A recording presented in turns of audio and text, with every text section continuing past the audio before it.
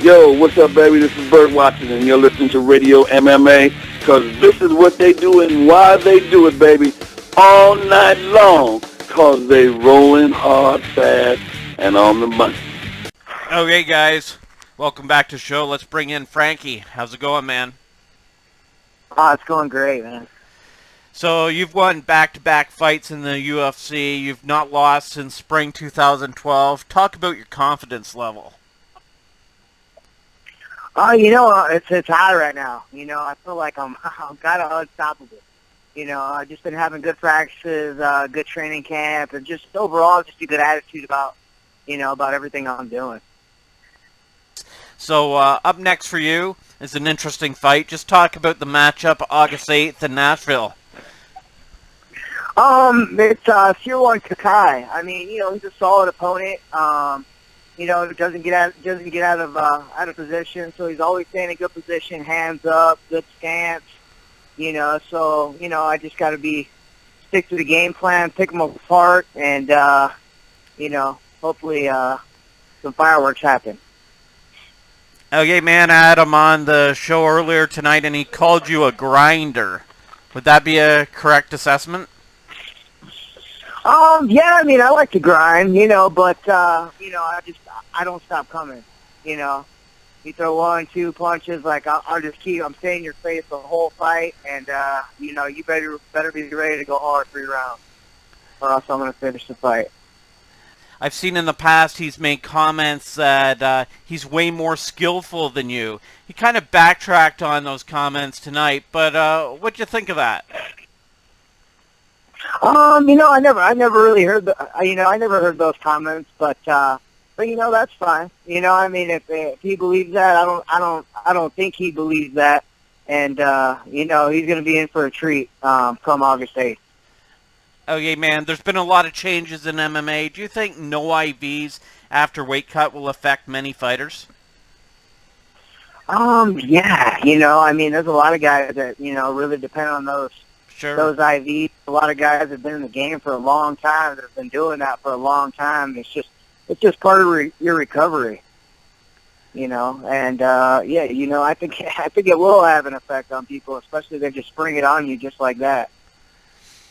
Yeah, man. Okay, so if you could train with anyone in the world, past or present, we're talking, UFC originals from UFC 1, 2, 3, 4, or whatever, Pride veterans. Is there one guy out there that you'd say, yeah, that'd be pretty cool to train with that guy? You know what? I'd like to train with GSP. Nice. Just to kind of pick his brain a little bit, and I think him not having that wrestling background and being able to put his MMA together to take a lot of high-level wrestlers down, I think is amazing, and he's just, I think he's, one of the best mixed martial artists of all time. Okay, dude, I've seen on Twitter you love pizza. What are your favorite 3 go-to items on your pizza? I love pizza. I do love pizza. I like artichoke hearts, a little bit of pepperoni, maybe some green and red peppers. Kind of like to mix it up a little bit with that. But yeah, I'm a pepperoni guy. So pepperoni, and I'll add some other stuff to it. Nice, man, nice. Okay, do you think, just talk about TJ Dillashaw's performance this past Saturday night.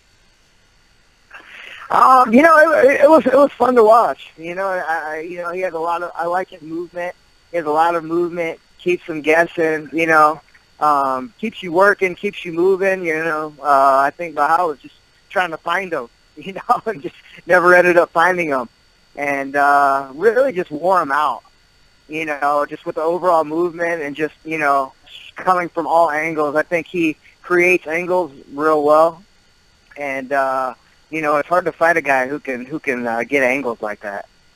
Yeah, but it was a treat. It was a treat watching that fight. It was a good fight.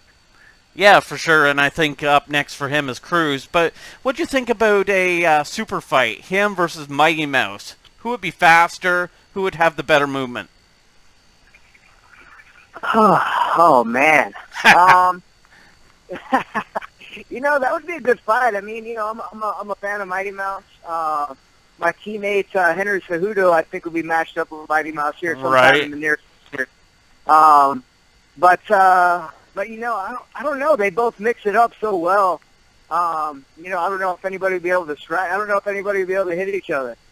You know, they'll be moving all over the place. You know, that'd be something interesting to see. I would say who try to set up a takedown. You know, and who can implement their game plan. I think they'd be going the same way the entire fight. Here on Radio MMA, we all love laying it down, betting on the fights. Do you ever check out the betting lines before your fight? You know, I didn't. I never really knew that. Now, I was looking on Facebook actually before my last fight and realized like the day of that I was like a 7-1 underdog. Oh, really? You know?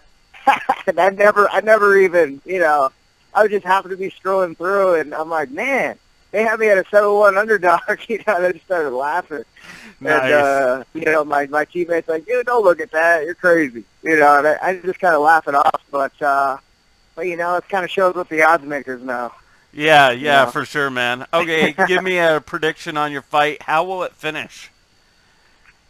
You know, it's gonna finish with me getting my hand raised. You know, if you think I'm a grinder, I'm gonna grind him out. You know, I hope he's, I hope he's ready. I hope he's in shape.